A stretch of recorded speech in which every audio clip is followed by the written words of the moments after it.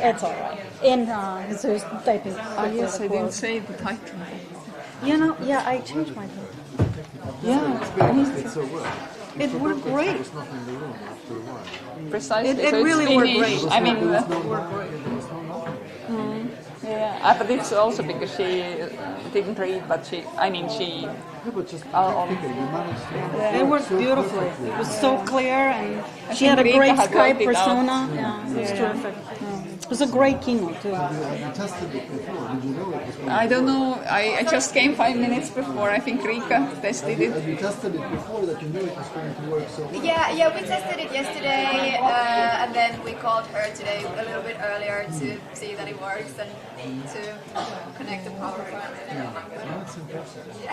So how long do you think you had to talk? 45. Yeah. I'm really hoping it. I'm hoping it's going to be 45. Okay, great. I never have the tolerance for my voice to read out loud everything. Yeah. I read, I think that we have like a natural 45-minute cycle when we teach, because we also have to learn to talk. So I can't imagine that I would go longer than that. But I told Anakin to, at some point, if I keep going on it, I will just sign. So Yeah. when it's 45 minutes, then you know if you want to cut off, just cut it conclude short. or- Yeah. I'm optimistic that it's going to be around 45 minutes. Okay, good. No, I won't. I just make a sign. I won't interrupt.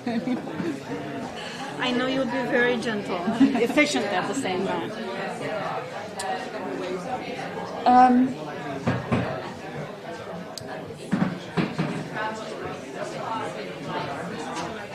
So we will start again. Those of you who are sorry, can you?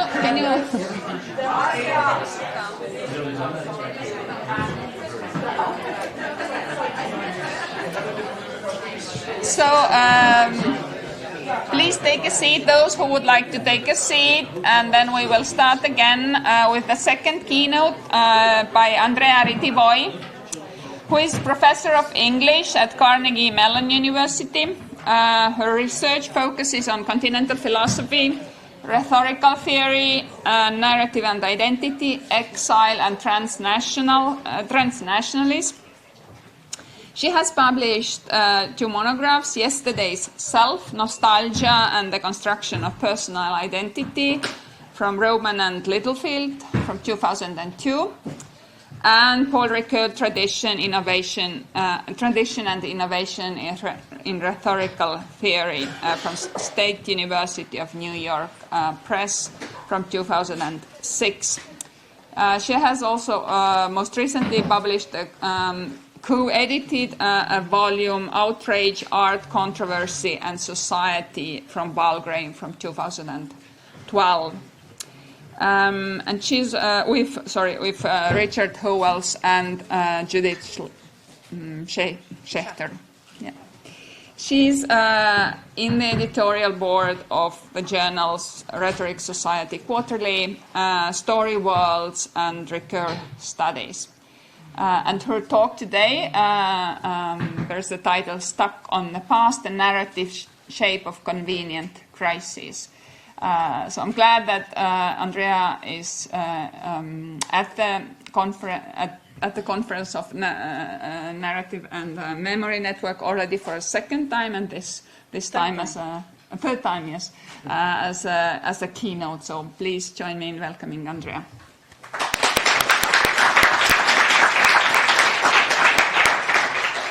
Thank you so much, Anakin, and good morning, everybody. I'll start by thanking the two of you, Hannah and Anakin, for organizing these wonderful opportunities for those of us who are interested in obviously very similar things. You'll see I'm very much echoing some of the themes and arguments made last night by Mark and this morning by Greta, giving us a chance to come together and really kind of finesse the points we're trying to make.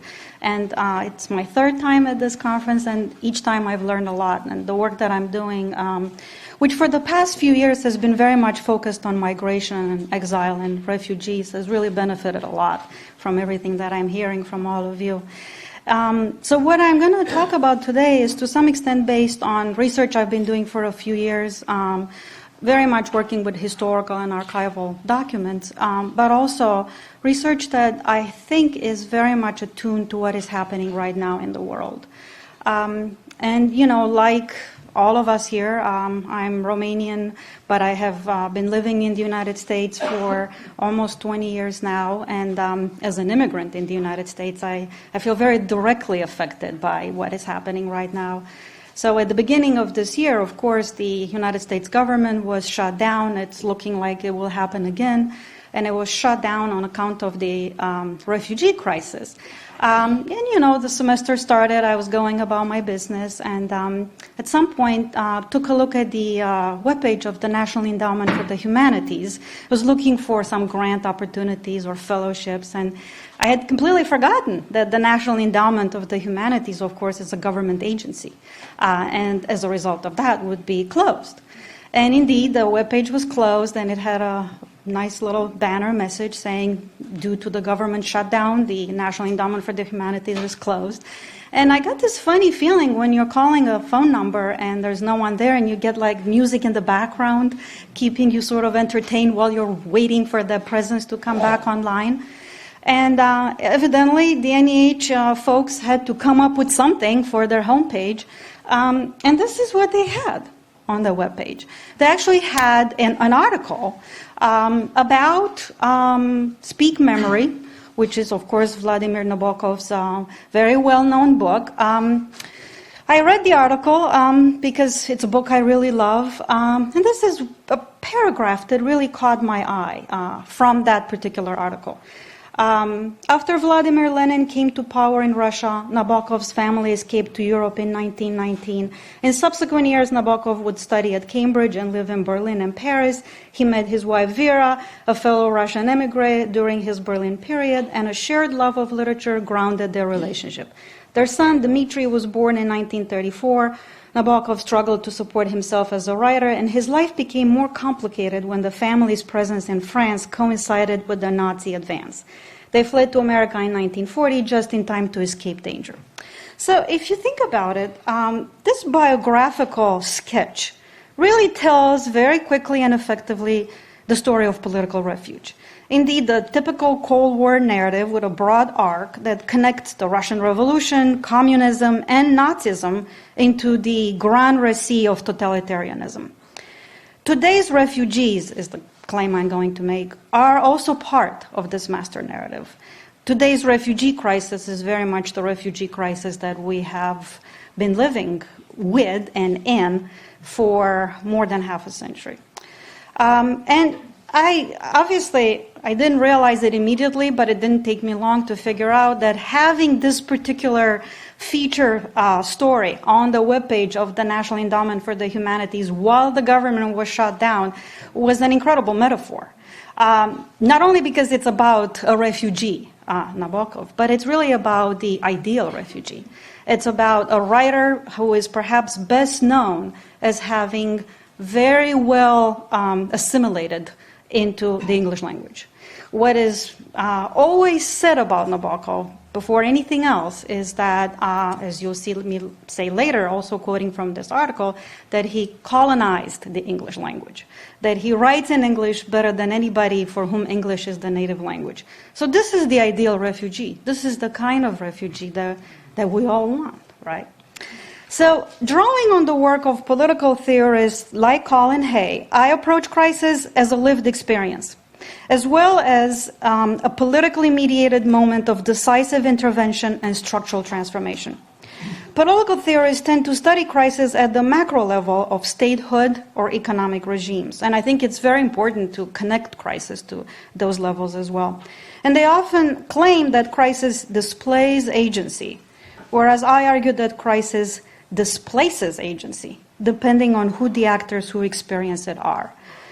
I look at crisis as a moment of discursive renegotiation of a political order, and more specifically as a negative negotiation that creates discrete events out of the amorphous experience, links them in sequences that can have explanatory value, that can forge political subjectivities out of narrative characters, and that will ultimately raise a moral challenge, and I'll explain what that is. Now, I'm very much aware of the fact that the concept of crisis is very overused. I first got quite excited about this particular analytic angle, and then I realized the literature on crisis as a trope of analysis is huge, and to a large extent, many scholars conclude that the term has become actually a little vacuous. It's sort of a shorthand for referring to anything that's more or less an emergency. However, I will talk about crisis, and my hope is that I can make a contribution that is fundamentally methodological. I will argue that we need to examine crisis not as an episode or as an emergency, as we see as even today in Trump's wall response to a national emergency, but rather as context or as a frame of reference, and that to that end, we would do well to first focus on micro-narrative techniques in paradigmatic texts, such as Nabokov's memory, as a way of understanding how particular narrative practices develop in political discourse. In other words, so that we come to understand what we choose to narrate, what we pay attention to as readers, how we form expectations based on the logic of a story, and then how we transpose these expectations beyond the story into broader discursive moves and broader discourses. Two, that we approach political narratives that emerge within a crisis framework as both imploded events and as sources of meta-narratives that in turn not only create particular events but also charge them affectively. It was very gratifying to me that this morning Greta spent quite a bit of time talking about the importance of affect theory to a narrative, which I think is something that indeed narratology needs to own a little bit more. And third, I'm hoping to make an argument about temporality.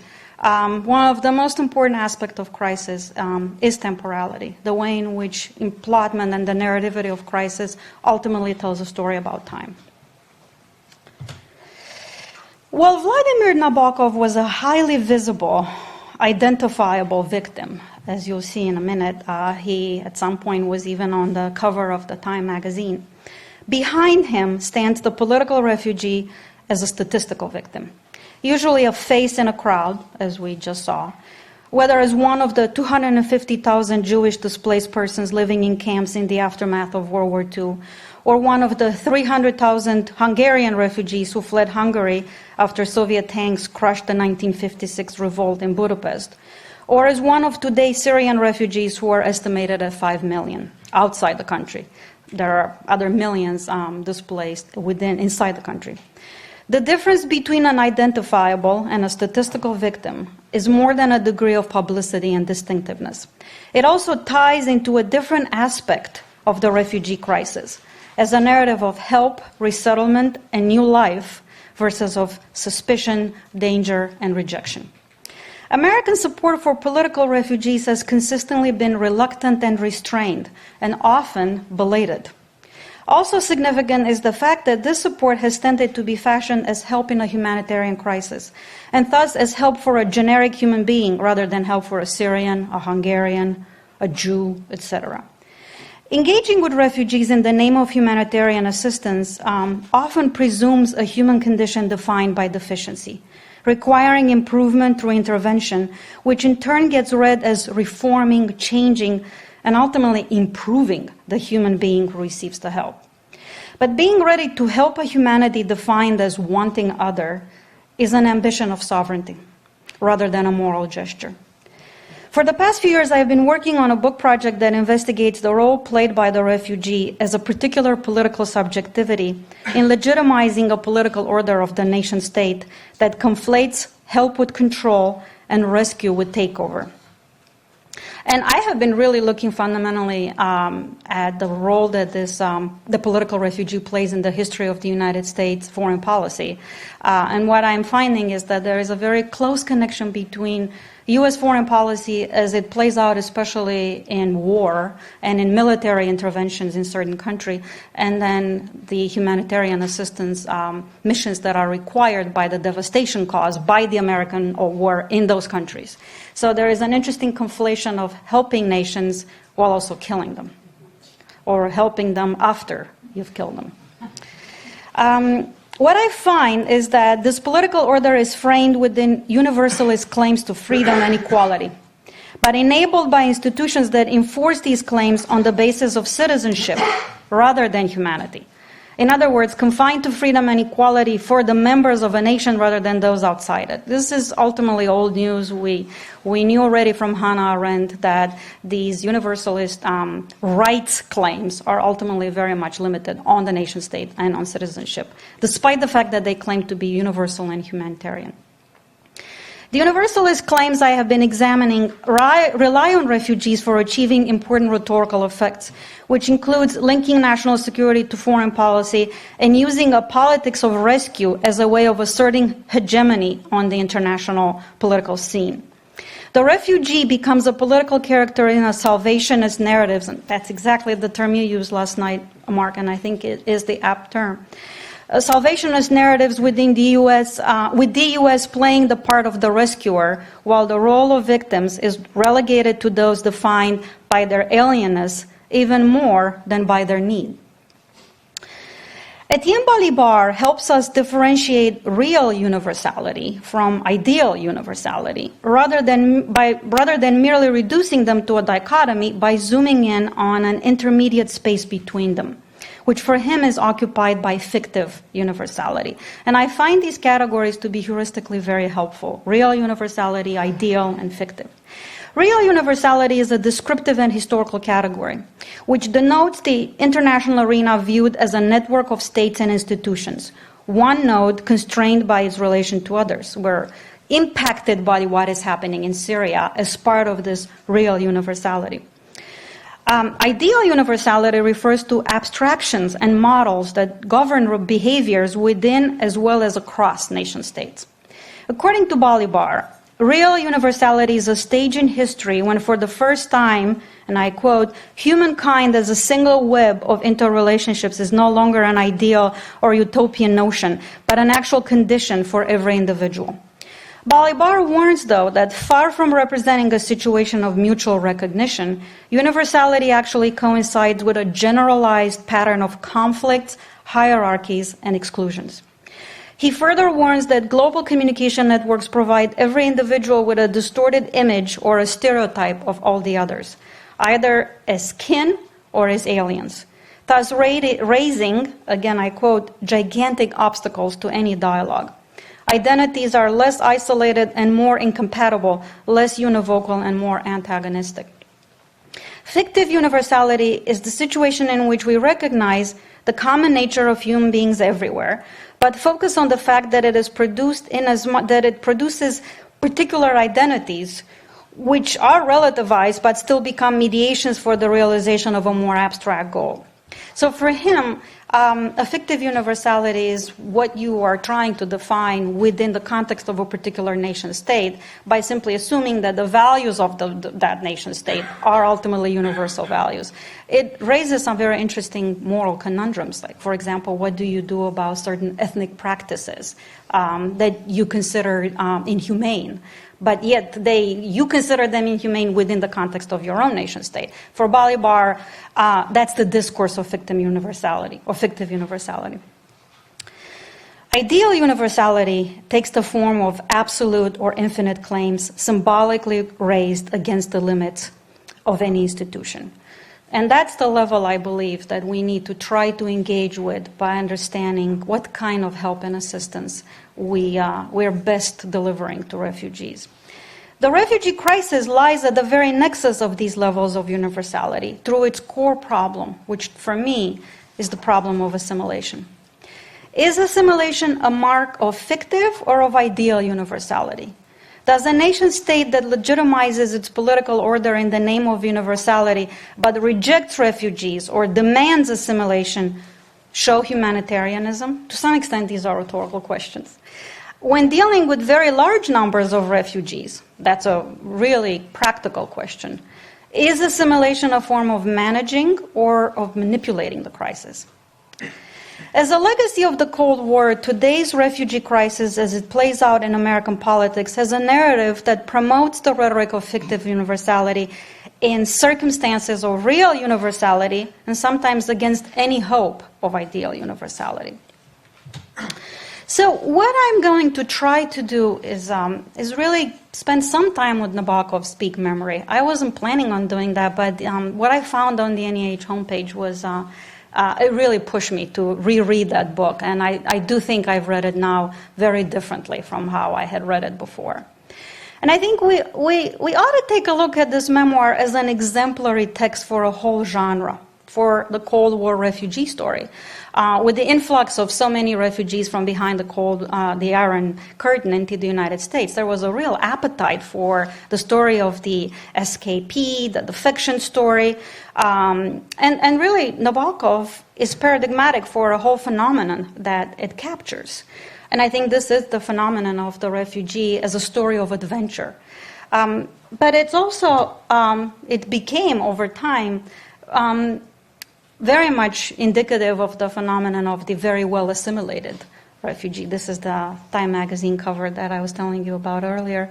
Also, I didn't quite realize until I reread Speak Memory that this has a very interesting history, the book itself. Nabokov actually first published various fragments as independent stories in various magazines, and as he was publishing them, his career really was taking off. So the story of the memoir kind of accompanies the story of him becoming a writer. And it was only in the late 1950s and ultimately in the early 1960s that he put together the whole book as a memoir. So really the whole, which becomes a memoir, and it's at that point no longer considered fictive or fictional, emerges out of these fragments that were originally published as highly literary, highly aesthetic, and highly fictive.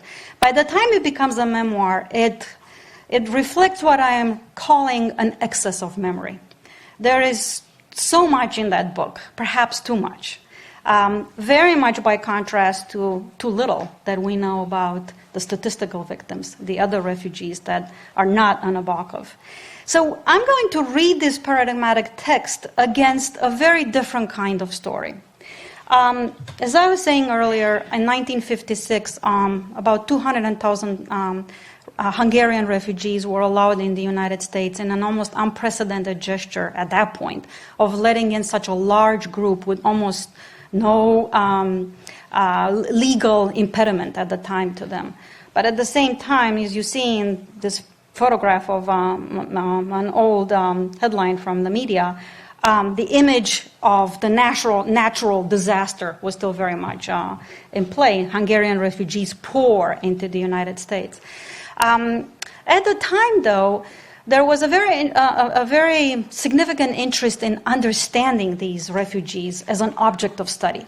So Columbia University organized, with funding from the Ford Foundation, a project called the Columbia University Research Project on Hungary, which was designed to interview recent Hungarian refugees in order to, on the one hand, understand how the Hungarian Revolution had happened, how could a totalitarian order sort of reject itself, and on the other hand, to understand what it meant to be a refugee and what it meant to be a refugee from behind the Iron Curtain. It's really interesting that the project was designed by essentially Frankfurt School scholars. The sociologists behind it were Siegfried Krakauer, for example, people who had been studying for a lifetime the phenomenon of totalitarianism. It was a very ambitious project. They were interviewing Hungarian refugees in the United States at Camp Kilmer in New Jersey, but also in Europe, in Germany and in Vienna.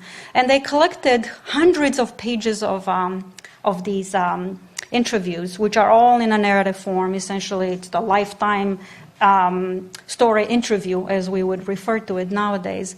But then nothing really came out of it because the narrativity of these interviews is so dense and so provocative, as I hope to show you in a minute, that they really didn't know how to interpret them.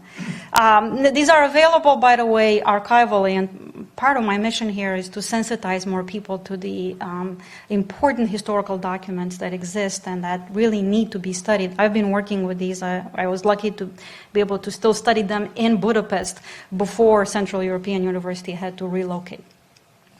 Now, at the time, interestingly, with this influx of Hungarian refugees into the United States, the images that are now still very much part of the refugee crisis, with tropes like children, were coming into play. But notice how different it looks. This little boy, who came to be known at the time as Johnny Refugee because no one knew his name and no one could understand him, they were able to get a Hungarian interpreter to ask him stories. This was an image that was circulated across the media, and you know, look how happy he is. Everybody in this picture is, of course, smiling. A few years later, his brother published a story about how he had been able to find his brother and how they all lived a very happy life in the United States as assimilated Americans. And at the same time, these stories really disguise our complete lack of understanding of who they were. They represent what I'm calling the deficit of memory against the excess of memory that we get through stories like Nabokov. Now, of course, these are discourses that are completely different. Different types of narrative, one literary and carefully constructed, canonical, highly aesthetic, if not even aestheticist, while the other seemingly inartistic, instrumental, intended as scientific evidence in the project that was designed by the Frankfurt School sociologist, intended for policy analysis and political deliberation. These narratives, however, have in common the framework of the refugee crisis within which they operate, but which they also shape.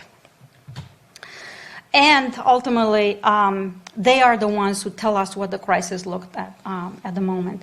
I'm going to move very quickly through some of the theoretical tenets of crisis analysis by simply pointing out that the definition of crisis is very much connected to the etymology of the term, which we know from a very exhaustive study done by Reinhard Koselleck, goes back to ancient Greece, and it was a term operating in medicine. A crisis is a pathology, and it's a health condition that requires an intervention or death will ensue. So from the very beginning, crisis is a trope defined very much by danger and with a certain kind of magnitude. Crisis is different from failure, but at the same time, crisis is the condition in which failure is identified. And it's also different from, crisis is also different from nostalgic restorative mythologies. It's easy to imagine the discourse of crisis as being a discourse about a golden age and a discourse about a past that needs to be recreated. But crisis is actually far more focused on the future because that's where the intervention has to take place. Crisis is ubiquitous. Through its far-reaching narrativity, through the very definition of the term, we have to understand that crisis is ubiquitous. Through its far-reaching narrativity, crisis becomes a point of connotative resonance, as Stuart Hall put it, conjured up in each contradiction, each failure, each struggle. So the trope, the value of the trope is that it becomes a shortcut for everything that we see as wrong in our today's, in a particular context. It's fundamentally when the social representation of time begins to erode and begins to fragment. At the same time, today, crisis seems to have become our normal condition, a regularity that is characterized by a proliferation of uncertainties relating to the causes, diagnosis, effects, and very possibility of a solution to the crisis. And to quote from a French scholar, it is as if there was nothing left to settle or to decide, since crisis has become our permanent state. Now that its meaning has become so broad, crisis seems to have become the very milieu and norm of our lives, which also means that we are less and less capable of, and perhaps even interested in, solving our crises. The difference between the refugee crisis after World War II and the current refugee crisis, by numbers, by political response, even by tropes used in political discourse, is really insignificant. So part of what I'm arguing here is that as we are so concerned about the crisis today, and at the same time our concern becomes sort of rote to the point where we ourselves are discouraged and not sure that we can do anything about it, my point is we need to keep in mind the longue durée of crisis and its historical roots. And maybe if we understand those, we can revigorate our analytic powers for reflecting on our crisis today. The refugee crisis is a crisis of the nation. writ large as a story of origins and shared future. In the United States, the Manifest Destiny master plot made the refugee crisis especially problematic in the context of the Cold War, when American democracy was defined in opposition to totalitarianism. Refugees from behind the Iron Curtain were not merely escaping political persecution. They were witnesses to a political regime that could demonstrate through sheer contrast the universal worth of American democracy. The Columbia Study Project grows out of a real obsession with understanding the origins of the Hungarian refugees as a way of making sense of totalitarianism. At the same time, the master narrative of America as a nation of immigrants blends crisis with redemption. On the one hand, the immigrant is a dangerous outsider, but at least in the United States context, the immigrant is the ancestor, the Ur-American. American universalism in the Cold War became a particular kind of political pathos, a cluster of affects and emotional beliefs that could galvanize action, such as political intervention in another country, even when there was no evidence to justify it. The refugee crisis promoted the belief, grounded in a mix of fear and righteousness, that America is in charge with the welfare of a world deemed too potentially dangerous to be left on its own. During the Cold War, America's duty to help re-emerged as part of a divinely ordained mission that included self-defense from a danger deemed greater than ever before and from an evil that threatened to end the entire world. Almost all the studies about Eastern European refugees coming to the United States during the Cold War are connected to studies about the feasibility of an intervention behind the Iron Curtain. And the question was, what's better? To ultimately go to war with the Soviet Union or to empower the refugees to go back and wage that war themselves. Part of America's manifest destiny was to avoid and or to resolve international conflicts by reforming those likely to create or participate in them. The US has a mythology of personal reformation, of transforming people to make them fit the political order of the republic. After all, it has been doing this with immigrants all along. The very term naturalization, whereby a foreign national becomes an American citizen, captures a process of transformation assumed to do much more than merely change a person. The change itself is part of the natural order. Unreformed immigrants left in their raw state of foreign nationals could pose a danger to the American polity, especially in times of war or international political tensions. They could remain loyal to their old country, even if that would be an enemy of the United States, or create enclaves of anti-US sentiment in immigrant communities representing nations opposing the United States. Such suspicions haunt even more the refugee as someone who seeks shelter not out of personal choice, but out of necessity. As a political trope, crisis triggers anxiety then, but also cultivates the ideal of consensus, blending the utopia of the stable, united nation state with a pathos of fear and of anger at the enemy that threatens it from the outside. Against any malaise caused by the overuse of the trope of the refugee crisis, at least for the past few days, the constant revival of the refugee crisis is part of this ongoing quest for legitimizing a political order centered on the rhetorical legacy of the Jeremiad, which played a very important role in the history of American politics. The refugee became a key figure in American Cold War foreign policy, a democratic proxy, an agent of legitimation for American political objectives and strategic planning. The rise of a political vision revolving around the figure of the refugee coincides with the consolidation of America's self-image from chosen nation to world benefactor. It is a vision that can be traced to the institutionalization of foreign aid, for example, given by the US after World War II in unprecedented amounts and through mechanisms previously not existent, and I'm referring to the Marshall Plan here, but also to the normalization of US intervention in other countries. For the longest time, there was an ongoing debate between isolationists and interventionists.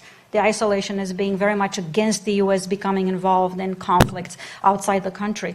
But after the end of World War II and during the Cold War, that debate sort of disappears. Interventionism is more or less taken for granted. This vision reached its clearest articulation and became institutionalized in the early phase of the Cold War between 1946 and 1961. During this period, U.S. foreign policy redefined its concept of immigration, but also its conception and use of war, becoming a nation that can intervene militarily as part of its commitment to help other nations, but also a nation that decides what is urgent and what can wait, who needs to be rescued, who should live, and who is too dangerous to be left alive. In addition to being moral decisions, these are narrative operations, embedded in a plot and anchored in a character's subjectivity. Our sense of urgency and timeliness, or by contrast, belatedness or inevitability, is shaped by the ability to place occurrences and actors within a framework that clearly marks a progression toward a narrative conclusion that is neither deduced nor fully predicted, but is acceptable given what has come before. The experience of crisis is structured by the plot through which we give form to the failures, contradictions, and struggles that become connected narratively in what we come to refer as a crisis. Through employment, narrative offers an orientation to the world and to the events that take place in it. The temporality of crisis narratives is shaped by a dual kairotic nature of crisis. By kairos here, I really mean in the etymological sense of the term, the imperative of an intervention, which is the resolution. Both the demand of choosing a path and the imperative to make a timely intervention, which ultimately becomes a strategy for connecting the past and the future. But at the same time, the meta-narrative aspect of crisis is also very important, and the affective structure of crisis, which combines particular narrative nuclei, has to be taken into account. The affective structure of the crisis, of the refugee crisis, blends fear, anger, pity, repulsion, condescension, homesickness. They all operate at the same time, and they all connect the people who experience the crisis, the refugees themselves, and us as spectators. One of the sentences that caught my eye in the article on the NEH homepage is the following. I want to read it to you. Nabokov colonized the English language so deftly in his prose that it's easy to forget his Russian origins. Isn't it interesting that Nabokov's success as a writer is described here as a forgetting of origins? Furthermore, in the context of this sentence, the forgetting of origins is implicitly valorized positively. And to be sure, Nabokov introduced himself as an American writer. Yet his Russianness is not only impossible to forget, but the trademark of his work, and in no small part because of his memoir, which reconstructs his Russian origins in meticulous, vivid, exquisite detail. Is it then absurd to suggest that his Russian origins are easily forgotten? The paradox of evoking, even dwelling on one's past in one culture in order to legitimate one's present status in another culture is, I contend, one of the key aspects of crisis temporality. And to explain its mechanism, I will draw very quickly and briefly in simplified manner on the conception of temporality proposed by Paul Ricoeur. The three different levels or modes of temporalization that Ricoeur articulates, very much drawing on Heidegger, are on the one hand being toward death with the orientation toward the future. Historicity, which is focused on intervals and stretches of time and where we tend to make the past prevail. And then intratemporality, where we live in the present, the now, the preoccupation that makes us dependent on things that are themselves present. Ricoeur distinguishes between a sense of time that is strictly mechanical and impersonal, and a sense of time predicated on an attitude toward the world and those we see inhabiting it. It is this second form of temporality for which he uses the Heideggerian term within timeness that plays out in storytelling, and that also structures the way we conceive of the social order and any kind of rupture in it articulated by crisis. Ricoeur argues that our sense of time is determined by our preoccupation with particular needs, obligations, desires, hopes, or ambitions. It is because there is a time to do this, he says, a right time and a wrong time, that we can reckon with time. A time is not an abstract measure. It is a magnitude which corresponds to our concern and to the world in which we are thrown. The time it measures is that in which it is time to do something, Zeit zu, where now means now that. It is the time of labors. And I end the quote. It is important, therefore, Ricoeur insists, to see the difference in signification that distinguishes the now proper to this time of preoccupation from now in the sense of an abstract instant. The existential now is determined by the present of preoccupation and making present inseparable from awaiting and retaining. For Nabokov, the now of the remembering process is not an abstract moment, but the affective present of the refugee preoccupied with, even burdened by his past, all too Russian rather than countryless, as his refugee papers indicated, for the American icon featured on the cover of Time magazine. That the hypermnesia of the narrator could trigger amnesia in a reader forgetting his origins is possible, insofar as the memoir revisits the past only to distance it from the present. What was striking to me in reading this book is just how much it kind of drowns you into the details of the past. The very premise of the memoir, to recount a life story, commits the narrator to the discordant concordance of narrativity, to use Ricoeur's phrase, whereby events find one another in meaningful sequences that provide intelligibility to lived experience.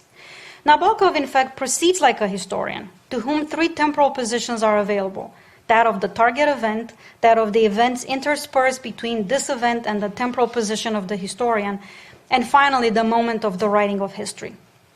I can only mention here some of the micro-narrative techniques used by Nabokov in constructing his personal past as a historical age. But I think those are techniques that we are learning from him and applying elsewhere as well. Perhaps the most pervasive technique in the memoir is what I'm calling the exposed illusion of co-evilness. What do I mean by that? Nabokov the adult and Nabokov the child, the narrator and the character, are constantly disconnected in a very emphatic and exposed way. Of course, we would know that memory is here very much an aesthetic effect, but Nabokov really overemphasizes it. The narrative control is always that of the narrator in the present. It's almost like he wants you to not forget that this is a memory and that this is him recreating the past. Rather than appearing as a stage of life, the pastness of the childhood is emphasized, marked insistently, through techniques of temporal uncoupling, by which present statements are situated in the past, thus creating the illusion of a well-defined, almost autonomous temporal plane. Another technique is the conspicuous mnemonic control, the power of memory to aesthetically form the past, very much as Nabokov desires it, which includes him controlling the ellipsis of certain episodes. So he alludes throughout the book to the death of his father. His father actually had an important position in Russia in the White Army, but he never tells you how it happened. Such an attempt to aesthetically undo referentiality, as one critic puts it, and to deflect precarious geopolitical moments, charges his memoir effectively with the nostalgia of personal loss, but also depletes the historical past of precisely its historicity. Nabokov's past in Russia comes to life in marked discordance from his present, if only because it is rupture that has rendered it into, more than personal, a historical past. Within the framework of his life story as the story of a refugee, the narrated past of the Russian childhood comes to life only in connection to the narrative future of the departure, the refuge in other words, and the adult life that he lived in America. We take it for granted that the memoir, and in general many immigrant memoirs, should feature so prominent childhood scenes, some quite idyllic. But for Nabokov, the child character becomes a narrative prop for the adult narrator who can reflect upon the past, not so much to relive it, as to curate it, thus reifying it. I can only show you a very quick example. This is a scene set in Biarritz when he was a child. He met this girl. They were both 10. They almost fell in love. But what's remarkable about it is just how strong the presence of Nabokov, the narrator, is. Of course, he could have created it not with indirect free speech or reported speech, but with dialogue. Of course, he didn't have to say, she would be 10 in November, I had been 10 in April. Why that kind of specificity? Why not just saying we were both 10 or we were both young?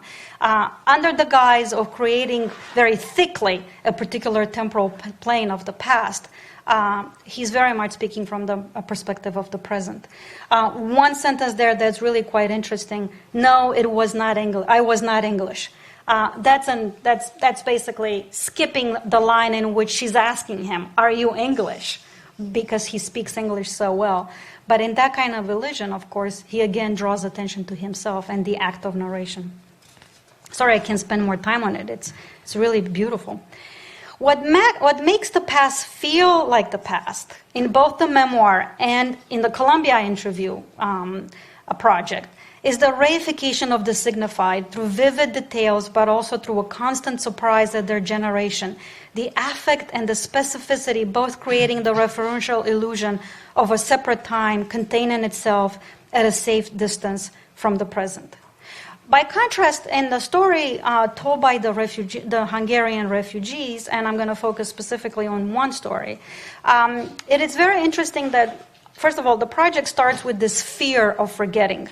The sociologists who designed the project believed that there was an element of risk in embarking upon a major undertaking like that, by which they simply were trying to say that they weren't sure that they would get authentic responses. But at the same time, they said, it is a risk we could seriously regret not having taken if the recollections of the Hungarian refugees were permitted to fade and to be dissipated without being collected, analyzed, and made available to those interested in Eastern Europe and the operation of the totalitarian system. So there's this desperate need to seize upon the present, because otherwise, upon the past, because otherwise it will disappear. So look a little bit at how time as historicity looks in the Hungarian interview. At this point, the man interviewed is talking about how he's managed to survive in a number of situations by essentially being through essentially a case of mistaken identity. He was Jewish, and that allowed him to escape the army draft.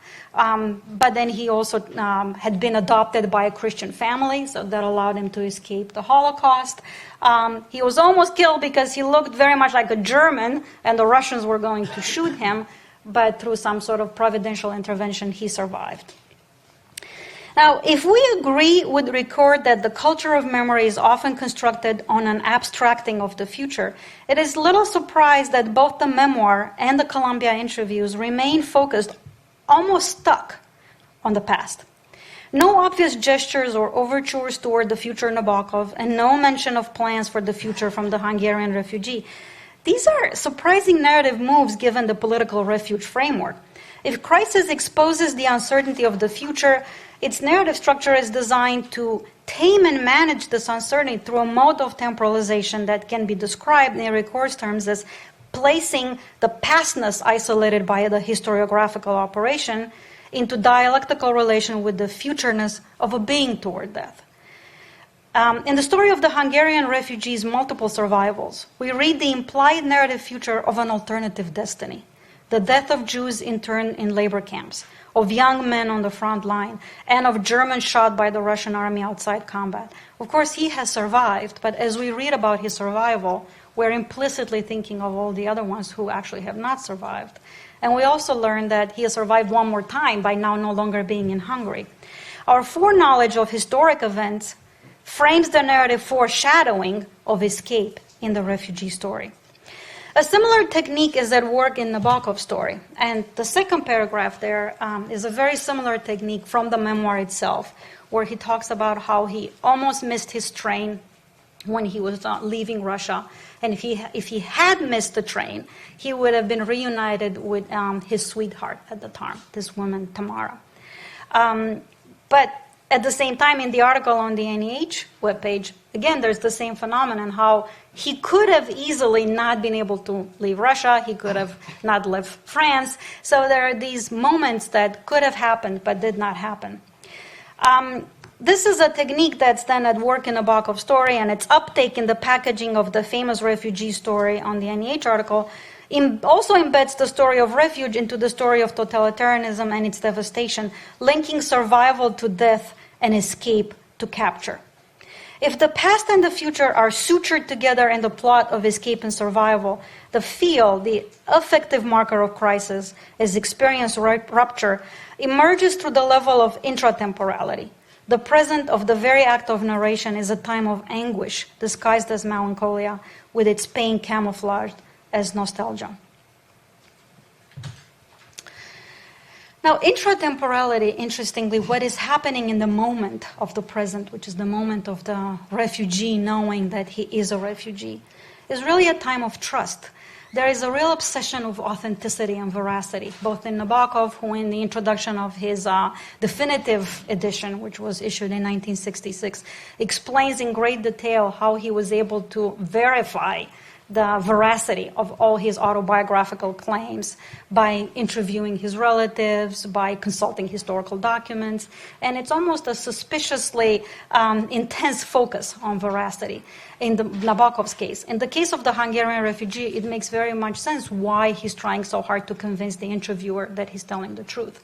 Dependent upon that would have been his own survival in the United States. But at some point, the Hungarian refugee stops in the middle of the interview, looks at his interviewer, and says, "Do you know why I'm telling you all this?" He suddenly asked me. "Because you have a soft face. All I should find out now is whether you had a hard face when you left and whether America softened it." The interviewer was someone who had to speak Hungarian, so therefore was a former refugee himself, was an immigrant too.